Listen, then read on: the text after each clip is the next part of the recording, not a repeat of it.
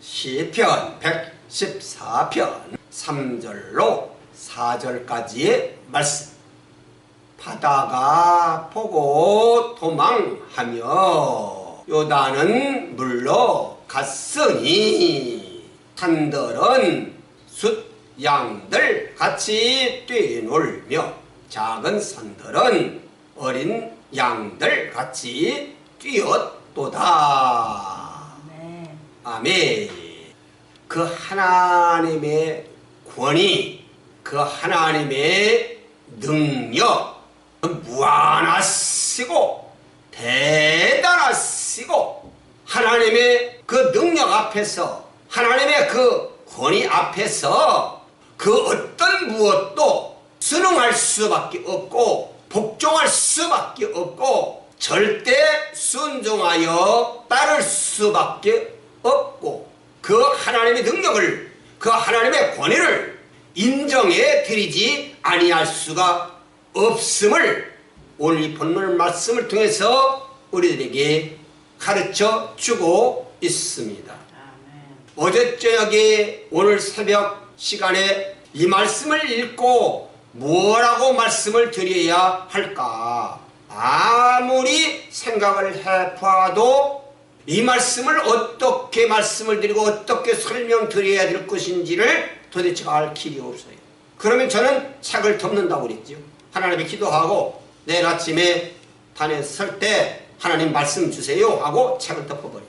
그걸 나와서 쓰면 이런 뜻이다 라고 하는 것을 전광석화같이 저한테 깨닫게 해주세요. 그래서 전하는 거요. 내가 유식해서 내 지식이 많아서 내가 책을 많이 읽어서 그렇게 하는 게 아니라고 해요. 말씀 전하는 자리에 서면 하나님의 그 말씀을 깨닫게 하시고 바로 이런 뜻이다라고 가르쳐 주시기 까닭에 그대로 전하는 거지. 그런데 여기 말씀 보면요, 바다가 보고 도망했다. 요단은 물러가 버렸다. 바다나 요단은 뭡니까? 인격체가 아니에요. 또 지능이 있는 것들도 아니에요. 인격체, 지능을 가지고 있는 것은 인생들이요. 그런데 바다가 보고 도망쳤다. 요단은 다 물러가 버렸다. 이 말씀은요, 이스라엘 백성들이 출애굽해서 광야를 통과하는 과정 속에서 앞에는 홍해가 가로놓이고 뒤에는 애굽 병사들이 쫓고 있고 진퇴양난의 기로에 서 있을 때 앞으로 가자니 바다요, 뒤로 돌아서자니 애굽 병사들이 이스라엘 백성들을 잡으려고 쫓아오는데 돌아설 수도 없고 진퇴양난이라니까. 그런 위급한 상황 속에서 모세가 하나님 앞에 기도했을 때 너는 왜 서 있기만 하냐? 내 손에 지팡이가 들려져 있지 않느냐? 그 오른손을 내밀어라. 하나님이 말씀하셨다. 내 오른팔을 내민다고 해서 이 바다가 어떻게 됩니까? 하나님 그랬더라고 하면 아무 역사도 안 나타나요. 내밀라 하시는 하나님의 말씀, 능력의 말씀, 그 말씀을 믿고 지팡이를 잡은 그 팔을 앞으로 내밀었더니 하나님이 밤새도록 동풍을 일으켜서 바다를 갈라 육지의 길처럼 내주셨다. 바다가 양벽을 이루었다. 그 가운데 길을 내주셔서 이스라엘 백성들이 무사하게 건너갈 수 있게 되었다. 할렐루야. 이 하나님의 능력이 있지요. 바로 그 말씀이 여기 말씀이 바다가 보고 도망쳤다. 하나님의 능력 앞에, 하나님의 그 권능 앞에 또 한 가지는요, 하나님이 사랑하시는, 하나님이 위하시는, 하나님이 함께 하시는, 하나님이 늘 지켜 보호하시는, 하나님이 사랑하시는, 하나님이 축복하시는 택할 백성들 그 앞에서, 그러니까 믿는 자들은 두려울 거 없어요. 걱정할 것 없어요. 하나님의 능력만 믿고 의지하고 맡기고 앞으로 전진해 나아가면 길은 열려요. 아멘. 하나님 믿는 자가 이런 믿음 없으면 어떻게 이 어지러운 세상, 파란곡절 많은 세상, 문제 많은 세상을 헤쳐나갈 수 있겠느냐. 내가 무슨 능이 있어서, 내가 무슨 재주가 있어서 능력이 하나님 함께 하시는데 그 하나님만 믿고 그 하나님 말씀만 따르고 그 말씀대로 순종하고 실천에 옮겨 나갈 때 안 될 게 없다. 길은 열려진다. 바다는 갈라진다. 이제 가나안 땅을 들어가야 되는데 막바지 길에 이르렀는데 요단강이 있어서 못 가요.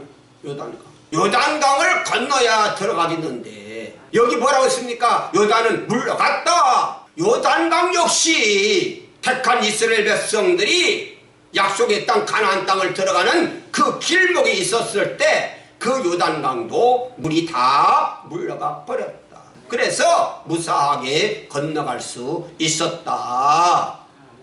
그러면 여기 바다나 여기 요단강은 인격체 아니지요? 비인격체지요? 바로 여기 홍해, 여기 요단강, 이건 바로 지능이 있는 것 아니지요? 지능도 없고 인격도 없는 그런 것들이요. 그런 것들까지도 하나님의 권위 앞에, 하나님의 능력 앞에 그대로 굴복해버리더라. 그대로 순종하더라. 그대로 복종하더라. 그렇다고 하면 우리들은 여기에서 무엇을 깨닫게 되는고 하니 하나님의 형상대로 지음받은 우리 인생들, 지능이 있고 인격체 있는 그들, 그 인생들이라고 하면 어찌 하나님의 권위 앞에, 하나님의 그 능력 앞에서 엎드리지 않으면 되겠느냐. 굴복해야지, 순종해야지, 따라야지. 왜 비인격체들, 아무 지능도 없는 것들까지도 하나님의 권능, 하나님의 권위 앞에서, 그 능력 앞에서 엎드리는데, 순종하는데 왜 인격을 가지고 하나님 형상대로 지음을 받은 존재가 또 지능을 가진 자들이 왜 하나님의 뜻을 거역하느냐, 왜 하나님의 뜻을 배반해 버리느냐. 이거 정말 깨달아야 되고 회개해야 되고. 여기 보세요. 또 산들은 수양들 같이 뛰놀며 작은 산들은 어린 양들 같이 뛰었도다. 산들 수양들 같이 뛰놀았다. 산이 뛰어놀았다는 거예요. 산이, 그 견고한 산들이 수양처럼 뛰놀았다는 거예요. 그리고 작은 산들 있잖아요. 큰 산들도 수양들처럼 뛰놀았고 작은 산들도 어린 양들처럼 뛰어놀았다. 뛰었다. 이 말씀도 내가 도저히 뭐라고 말씀드려야 될지 몰라. 여기 순양처럼 산들이, 큰 산들이, 또 작은 산들은 어린 양들처럼 뛰고 또 놀았다. 이것은 하나님의 그 어미 앞에서 하나님을 두려움으로, 떨림으로, 또 너무나 기쁘고 즐겁고 좋아서 그런 뜻을 담고 있다 하는 것을 지금 이 시간 하나님께서 알려주셔요. 하나님의 그 권위 앞에서, 하나님의 그 위엄 앞에서, 하나님의 그 능력 앞에서 하나님이 하시면 다 되어버리니까 바다가 육지처럼 길을 내지요. 요단강이 물이 다 물러가 버리지요. 그런 모습들을 보고, 그런 상황이 이루어지는 것을 보고 큰 산들은 순양처럼 뛰놀았고 작은 산들은 어린 양처럼 뛰었다. 이 말은 하나님의 그 능력이 너무 두려워서 두려움으로, 떨림으로, 또 두려움으로 떨림으로만 아니라 너무 신기하고 신비롭고 또 그런 일들이 일어나니까 바로 이 산들까지도 기뻐서 하나님을 찬양하고 있다. 뛰놀면서 찬양했다. 그러면 인생들이 해야 할 것을 그것들이 했다니까. 인생들을 왜 못 깨닫고 하나님에 감사 못하고 왜 하나님 앞에 춤추면서 찬양하지 못하느냐 그 말이지. 마땅히 인생들이 해야 할 일인데 인생들이 하나님을 섬기고 하나님을 찬양하고 할 때 어떤 자세로 해야 되느냐. 바로 여기 4절에 나타난 말씀 그대로 하나님을 두려움으로 떨림으로 할 수 있어야 되고요.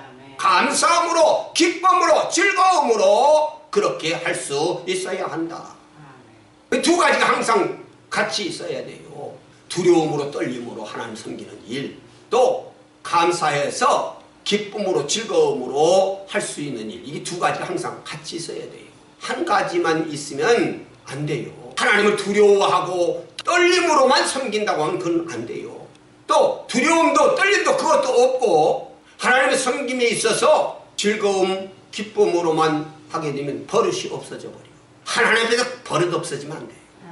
그래서 두려움으로 떨림으로 그리고 감사함으로 기쁨으로 할 수 있어야 된다. 무엇이 그렇게 했느냐? 여기 산들이 하나님의 그 권위, 하나님의 능력, 하나님의 행하시는 그 일들을 보고 어린 양처럼 뛰어놀았다.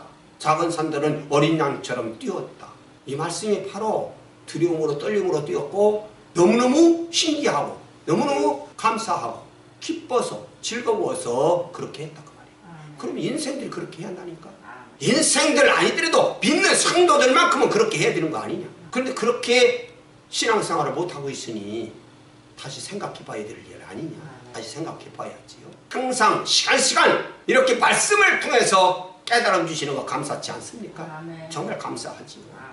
오늘도 말씀을로 깨닫게 하셨으니 이 말씀 붙잡고 이 말씀대로 하나님의 뜻에 합당하게 신앙생활 바로 할 수 있는 귀한 생애 되게 해 주옵소서. 이를 결단하고 돌아갈 수 있는 이 귀한 시간이 되어질 수 있기를 바랍니다.